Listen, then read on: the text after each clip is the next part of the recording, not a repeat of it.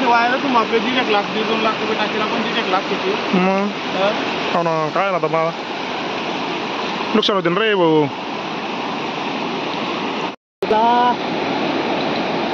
रे बरं झालं अरे या पाणी पडा काय पडा झाला होता का हे आपल्यावर तुम पाय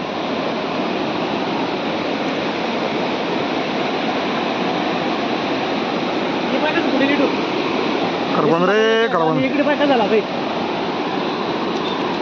बघू काय अरे हा आता एवढं लाटा मारी मिळेल ना ते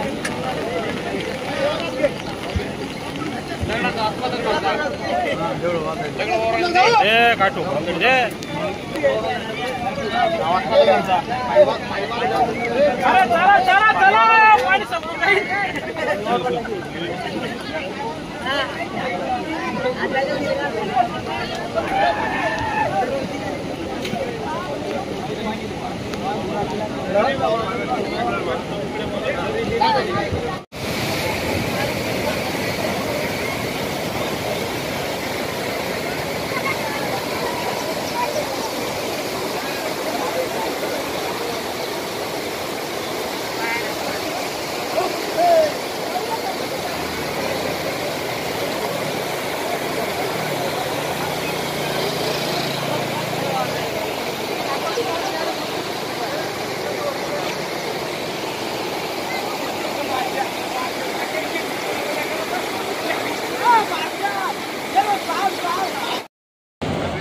आम्ही खडकदेवळा येथील सर्व ग्रामस्थ गजानन खडकदेवळा आमच्या गावाला दोघं गाव जोडण्यासाठी हा जो पूल आहे हा एकदम कमी उंचीचा पूल आहे आणि आमच्या गावातील जे शाळेचे विद्यार्थी आहे तिकडच्या गावात हायस्कूल आहे तिकडे जातात परंतु या फरशीला पाणी आल्यामुळे आज शाळेला सरांनी सुट्टी दिली तर ही जी जलपरी आहे ही फार घाण येण्याची जाते आणि उंची कमी असल्यामुळे रस्ता बंद होऊन जातो आता तिकडे दवाखाना पण त्याच गावात आहे आणि डोंगरगाव खडकदेवळा या दोघांना पाचोरा जाण्यासाठी हा एकच पूल आहे म्हणून हा पूल बंद झाला की दळणवळणाची सगळे साधनं बंद होतात आणि तरी प्रशासनाला एकच विनंती आहे की उंची वाढवून मला येण्या जाण्यासाठी मार्ग आहे म्हणून याची उंची वाढवून मिळावी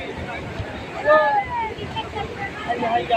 ही विषारी वनस्पती आहे ही वाढलेली आहे प्रशासनाने याच्याकडे लक्ष देऊन ही नदी एकदम स्वच्छ करावी तरी बरेच आमच्या गावातून गुरं ढोरं आणि मुलं या नदीतून वाहून गेलेले आहेत या पुलाची उंची कमी असल्यामुळे तरी मी एकच विनंती करतो लोकप्रतिनिधींना की या पुलाची उंची वाढवून द्यावा अन्यथा आम्ही येणाऱ्या मतदानामध्ये दोघगाव खडकदेवळा डोंगरगाव बहिष्कार घालू.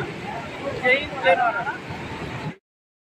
राहणार खडकदेवळा तालुका पाचोरा जिल्हा जळगाव. बघू शकता तुम्ही आमच्या नदी पात्राला किती मोठा महापूर आलेला आहे आणि घाणेरी वनस्पती परिस्थितीमुळे आमच्या गावाला एक धोका आहे. तर प्रशासनाला एकच विनंती आहे काही विल्हेवाट लावावं.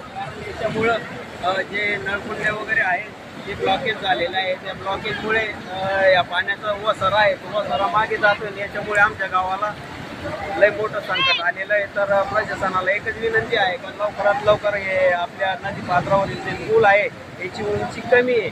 तर प्रशासनाला एकच विनंती आहे पुलाचं काम लवकरात लवकर करावं. एक विनम्र विनंती.